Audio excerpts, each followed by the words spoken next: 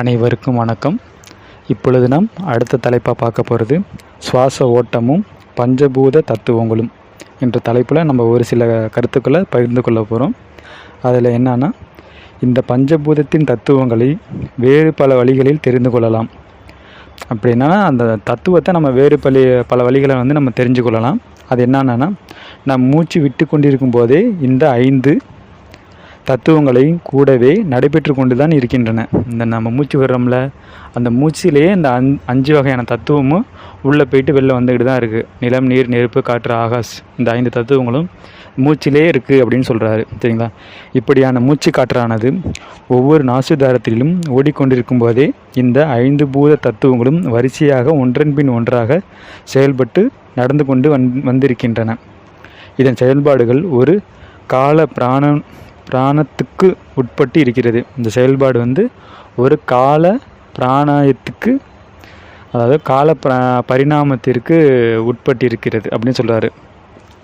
இனி இதன் கதி என்கிற ஓட்டங்களை கவனிப்போம். இப்படியாக நம் உடலில் ஒவ்வொரு தத்துவமும் உதயமாகும்போது சுவாச கதியின் ஒரு மாற்றத்தை உண்டாக்குகிறது. அதன் விவரங்களை தெரிந்து கொள்வோம். நம் சுவாசத்தை இழுத்து விட்டு கொண்டிருக்கும்போது மூச்சு காற்றானது நாசித்வாரத்தின் நடுவில் ஓடிக்கொண்டு இருக்குமேனால் அப்போது பிருத்திவி என்னும் பூமி தத்துவம் நடைபெறுது என்று தெரிந்து கொள்ளவும். சுவாசமானது நாசியின் கீழ்ப்பகுதியுடன் உராய்ந்து கொண்டிருந்தால் அப்போது அப்பு என்கிற ஜல தத்துவம் நடக்கிறது என்று தெரிந்து கொள்ளவும். சுவாசமானது மூக்கு துவாரத்தின் மேல் பகுதியில் உராசி நடைபெற்று கொண்டிருந்தால் அப்போது தேய்வு என்னும் அக்னி தத்துவம் நடைபெற்றுகின்றது என்பது அர்த்தம்.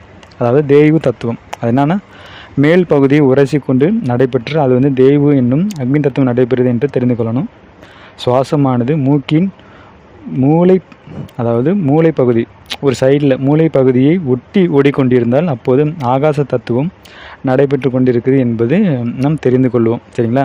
இதுதான் சுவாசமும் அதன் ஓட்டமும் என்ற தலைப்பில் பார்த்துருக்கோம். மீண்டும் அடுத்த ஒரு தலைப்பில் சந்திப்போம். நன்றி, வணக்கம். திருச்சிற்றம்பலம், தில்லையம்பலம். ஓம் நமச்சிவாய, ஓம் நமச்சிவாய.